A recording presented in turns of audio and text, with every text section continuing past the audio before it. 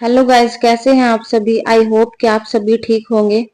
ये देखिए, झारखंड गवर्नमेंट ने कोच की वैकेंसियां निकाल ली है। ठीक है, कोचिज के लिए।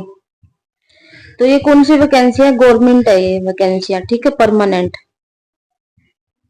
ठीक है, यहाँ पे है ना, ये कोई कॉन्ट्रैक्ट बेस पे नहीं है, गवर्नमेंट वैकेंसियां है। याद रखना इस बात को। तो इसमें ना 24 वैकेंसियां निकाली है, टोटल 24 वैकेंसियां है। ठीक है, और परमानेंट है ये। तो अलग अलग गेम की निकाली है, जैसे कि हॉकी की 2 है वैकेंसी कोच के लिए, और फुटबॉल की है 11, तीरंदाजी के लिए है 4, एथलेटिक्स के लिए है 3, और बैडमिंटन के लिए 2, और वॉलीबॉल के लिए 1, कबड्डी के लिए भी 1 है। और कुल है हमारे पास 24। ठीक है, 24 वैकेंसी है टोटल। ठीक है, तो इसमें कौन कौन अप्लाई कर सकता है, ठीक है, कितनी एज क्राइटेरिया रहेगा, और क्या इसमें सैलरी रहेगी, उसके बारे में भी हम देख लेते हैं। तो सबसे पहले यहाँ पे है खेल योग्यता। ठीक है, अनिवार्य शैक्षणिक। ठीक है, यानी कि उसके पास एजुकेशन क्या क्या होनी चाहिए। ठीक है, यहाँ पे दे रखा है स्नातक उत्तीर्ण, यानी कि उसके पास है ना ग्रेजुएशन होनी चाहिए। ठीक है, ग्रेजुएशन कोई भी फील्ड से हो, उसने बीए कर रखी है, ठीक है, बीकॉम कर रखी है, ठीक है, उसके बाद बीएससी कर रखी है एनी स्ट्रीम से। ठीक है, किसी भी स्ट्रीम से स्नातक हो। ठीक है, बस उसकी मतलब की वैल्यू होनी चाहिए किसी मान्यता प्राप्त विश्वविद्यालय से। ठीक है, उसके बाद जो सेकंड पे दे रखा है, ये दे रखा है हमारा नेशनल इंस्टीट्यूट ऑफ स्पोर्ट्स, यानी कि रेगुलर डिप्लोमा, यानी कि हमारे पास जो डिप्लोमा होता है 1 ईयर का, जो एनआईएस के थ्रू होता है। ठीक है, 1 ईयर का हमारे पास डिप्लोमा होना चाहिए, ग्रेजुएशन होनी चाहिए, डिप्लोमा होना चाहिए 1 ईयर का। ठीक है, उसके बाद 3 साल का कम से कम एक्सपीरियंस होना चाहिए उसको। ठीक है, प्रशिक्षण कार्य अनुभव, 3 साल का एक्सपीरियंस होना चाहिए। ठीक है, वो इसमें अप्लाई कर सकते हैं। उसके बाद अतिरिक्त खेल संबंधित, ये इसमें दे रखा है विभिन्न खेल महासंघों द्वारा जारी प्रशिक्षण प्रमाण पत्र, यानी कि जो उनके पास प्रशिक्षण प्रमाण पत्र होता है लेवल A B C, ठीक है, उसको भी प्राथमिकता दी जाएगी, यानी कि उसको भी वैल्यूएबल है वो भी। ठीक है, जो प्रशिक्षण प्रमाण पत्र होता है वन, जो लेवल ABC को होएगा 1 to 3 का। ठीक है, उसके बाद 3, जिन्होंने 3 वर्ष राष्ट्रीय राज्य स्तर पे, उसके बाद प्रतियोगिता में प्रशिक्षण के रूप में उल्लेखनीय उपलब्धि हासिल की हो, अथवा जिन्होंने एक खिलाड़ी के रूप में राष्ट्रीय अंतर्राष्ट्रीय खेल प्रतियोगिता में झारखंड का प्रतिनिधित्व किया हो, यानी कि झारखंड गवर्नमेंट का नेशनल लेवल पे या फिर इंटरनेशनल लेवल पे उसका प्रतिनिधित्व किया हो, यानी कि रिप्रेजेंट किया हो उसको, किसको, झारखंड को। क्योंकि ये झारखंड गवर्नमेंट की वैकेंसियां, वहीं पे कोच की वैकेंसियां निकली है 24। ठीक है, तो यहाँ पे लिखा हुआ राष्ट्रीय और अंतर्राष्ट्रीय खेल प्रतियोगिता में उसका प्रतिनिधित्व किया हो। ठीक है, उसके बाद बात करते हैं नेक्स्ट हमारी। देखिए, उसके बाद अब भारतीय ओलंपिक संघ, यानी कि इंटरनेशनल ओलंपिक एसोसिएशन से मान्यता प्राप्त किसी खेल में किसी भी आयु वर्ग में, यानी कि उससे मान्यता प्राप्त कोई भी खेल हो, ठीक है, कोई भी आयु वर्ग हो, और उसमें राष्ट्रीय यानी अंतरराष्ट्रीय राष्ट्रीय खेल के साथ साथ भारतीय ओलंपिक संघ से मान्य प्राप्त, ठीक है, यानी कि नेशनल और इंटरनेशनल लेवल पर भारतीय ओलंपिक संघ से मान्य प्राप्त राज्य स्तर खेल प्रतियोगिता में व्यक्तिगत यानी कि इंडिविजुअल हो या समूह यानी कि ग्रुप में, या कोई जैसे कि टीम गेम में पदक विजेता को अतिरिक्त अंक दिए जाएंगे यहाँ पे। ठीक है, समझ में आया आपको। तो यानी कि आईओ के द्वारा कोई भी खेल है जो मान्यता प्राप्त हो जिस गेम को, ठीक है, आईओ के थ्रू, तो कोई भी आयु वर्ग हो, ठीक है, उसमें राष्ट्रीय और अंतरराष्ट्रीय में उसको रिप्रेजेंट किया होगा। ठीक है, उसमें मतलब कि पदक लिया है, व्यक्तिगत हो या समूह, कोई भी मतलब गेम हो, उसको भी अंक दिया जाएगा, यानी कि नंबर दिए जाएंगे उनको। ठीक है, ये देखिए यहाँ पे दे रखे हैं इन्होंने किस तरीके से नंबर दिए जाएंगे। जैसे कि एक यहाँ पे सिलेक्शन पैनल क्या रहेगा, इसमें इंटरव्यू रहेगा, ठीक है, आपका।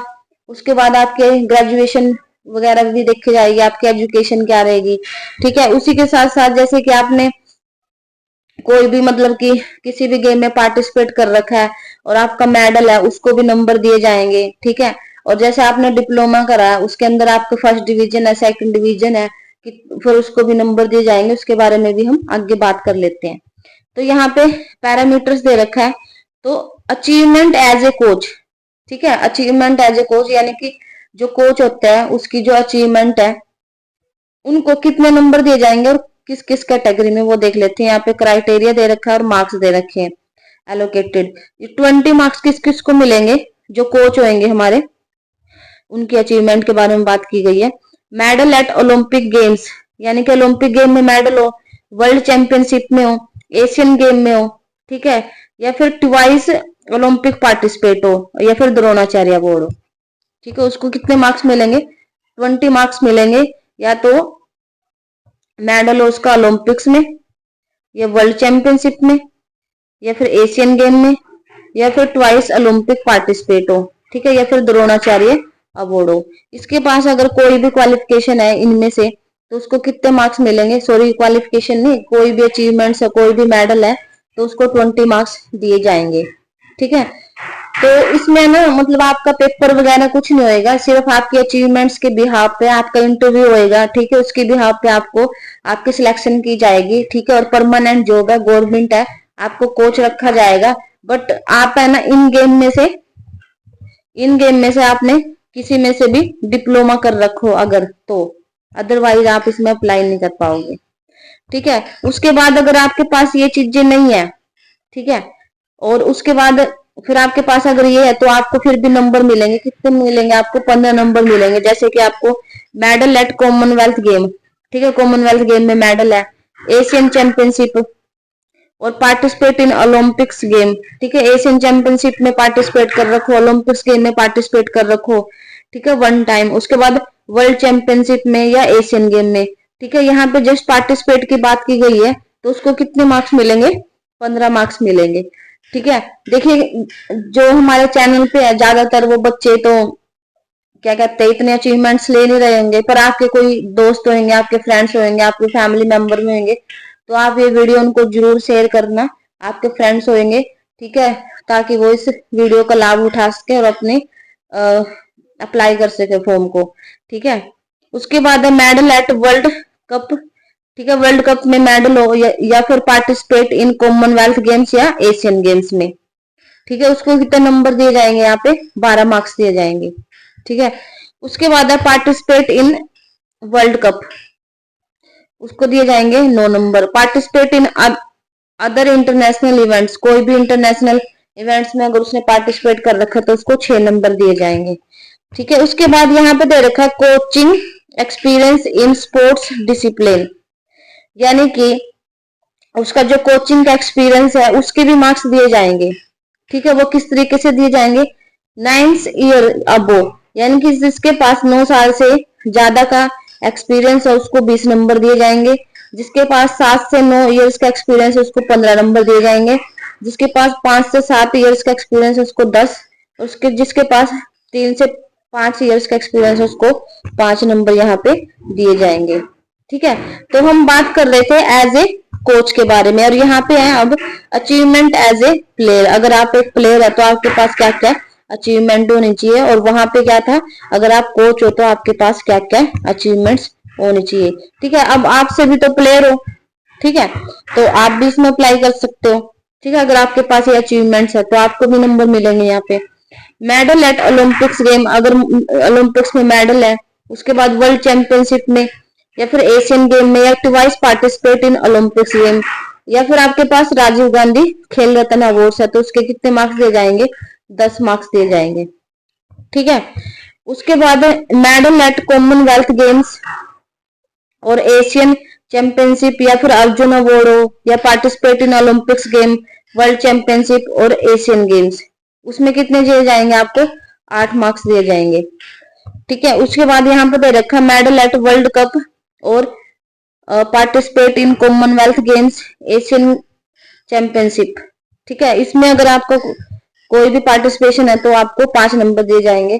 तो मैं यहाँ पे एक चीज बता देती हूँ, अगर किसी भी प्लेयर ने, कोच ने इन सब मतलब की अचीवमेंट्स इतनी इतनी है तो वो मे भी किसी प्राइवेट कोचिंग एकेडमी भी खोल सकता है, क्योंकि यहाँ पे इसका जो पे स्केल है वो सिर्फ 60,000 है, तो मे भी कोई ना भी जाए इस चीज में, ठीक है। और वैसे भी जब आपका कॉमनवेल्थ और वर्ल्ड कप में इतने इतने मतलब कि मेडल आ जाते हैं, तो कुछ बच्चे नहीं करते अप्लाई। तो दूसरा इसके साथ साथ एक चीज और होती है कि कुछ जो प्लेयर होते हैं और कुछ जो कोचेज होते हैं, जो अच्छे कोचेज होते हैं, वो अपने बच्चों को तैयार करना चाहते हैं, अपने जो इंडिया है, इंडिया का नाम रोशन करना चाहते हैं, तो वो कोचिंग देते हैं। ठीक है। और ऐसा नहीं है कि यहाँ पे 60,000 ही आपकी सैलरी रहेगी। देखिए जो सैलरी है वो इंक्रीज होती रहेगी पर ईयर। ठीक है। 6 मंथ में भी हो सकती है। तो आप इसमें अप्लाई कर सकते हैं। ठीक है। और मतलब जिनका इंटरेस्ट होता है ना कोचिंग देने में, जो चाहते हैं कि हमारे इंडिया के बच्चे बाहर जाए और अच्छा नाम रोशन करे, जब एक कोच बच्चे को प्ले तैयार करता है, ठीक है, खेलने के लिए, तो कोच का भी नाम होता है, उसको भी तो अवार्ड देती है गवर्नमेंट। ठीक है। यहाँ पे आपको पैसे को नहीं देखना, अगर आप इसके लिए कैपेबल है तो आप अप्लाई कर सकते हैं। ठीक है। उसके बाद यहाँ पे दे रखा है पार्टिसिपेट इन वर्ल्ड कप में, तो आपको 3 नंबर दिया जाएगा। Participate in other international events में तो आपको 2 मार्क्स दिए जाएंगे।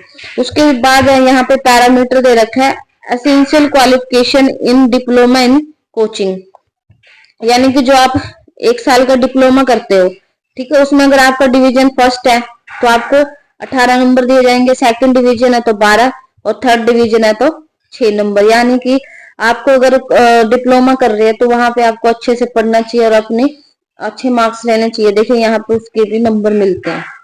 ठीक है। ऐसे टाइम पास के लिए डिप्लोमा नहीं करना चाहिए, उसमें अच्छी सी चीजें को सीखना चाहिए। उसके बाद है एजुकेशन क्वालिफिकेशन, यानी कि किसी ने थोड़ी हायर एजुकेशन कर रखी हो, जैसे कि master in sports from SAI या फिर एनआईएस इन और from any other recognise Indian या फॉरेन यूनिवर्सिटी से कर रखा है, तो उसको भी 7 नंबर यहाँ पे दिए जाएंगे। उसके बाद कोचिंग सर्टिफिकेट, देखिए जो कोच होते हैं उनको सर्टिफिकेट दिया जाता है, उसके ना 4 लेवल होते हैं। ठीक है। जैसे कि higher level of certificate recognise by international body, international body के थ्रू है ना उनको सर्टिफिकेट दिया जाता है। सबसे पहले है हायर लेवल का। उसके बाद है secondary highest level of coaching recognise by international body. यहाँ पे सिर्फ लेवल देखिए आप, एक थर्ड लेवल, उसके बाद फोर्थ लेवल, 4 लेवल होते हैं यहाँ पे। तो फर्स्ट लेवल पे होता है जो उनको कितने मार्क्स दिए जाते हैं, फर्स्ट लेवल पे दिए जाते हैं इनको 10 मार्क्स, सेकंड लेवल पे दिया जाता है 8 मार्क्स, और थर्ड लेवल पे देते हैं 5, और उसके बाद यहाँ पे दिया जाएगा फोर्थ लेवल पे 3 मार्क्स दिए जाते हैं। ठीक है। उसके बाद है इंटरव्यू। देखिए जो कैंडिडेट है उनका इंटरव्यू होएगा वो कितने नंबर को होएगा, 15 नंबर का, यानी कि टोटल हमारा 100 मार्क्स में से क्या होएगा, इसकी सिलेक्शन क्राइटेरिया रहेगा। ठीक है। उसके बाद मतलब इंटरव्यू बेस है, आपका कोई टेस्ट वगैरह नहीं होएगा। तो जो मिनिमम एज है वो है 25, और जो मैक्सिमम है यहाँ पे दे रखी है, और ये आप डेट देख लेना इसके अकॉर्डिंग। ठीक है। जो अनरिजर्व यानी कि जनरल कैटेगरी में 50 वर्ष। ठीक है। उसके बाद BC1 BC2 में 52 वर्ष।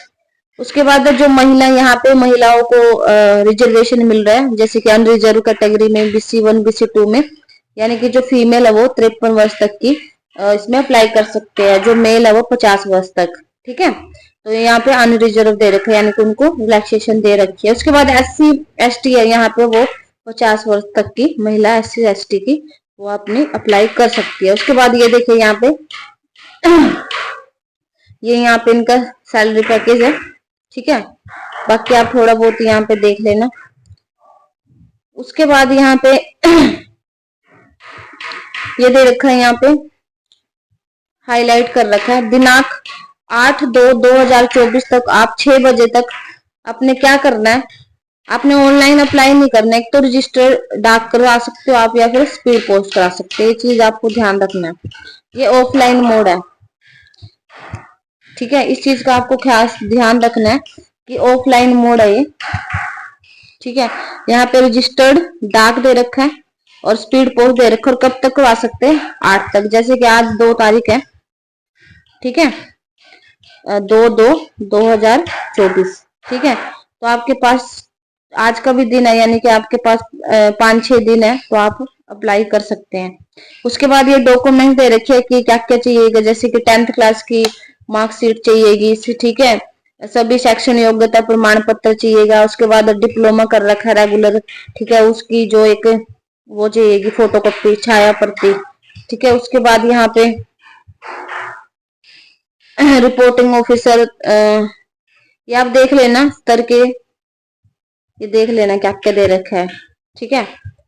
तो ये सब चीजें आपको अपनी दे देनी है स्पीड पोस्ट में, ठीक है। उसके बाद यहाँ पे हम बात करते हैं, ये दिनांक आपको दे रखा है, टाइम उन्होंने बता दिया है, हाईलाइट कर रखा है, ठीक है।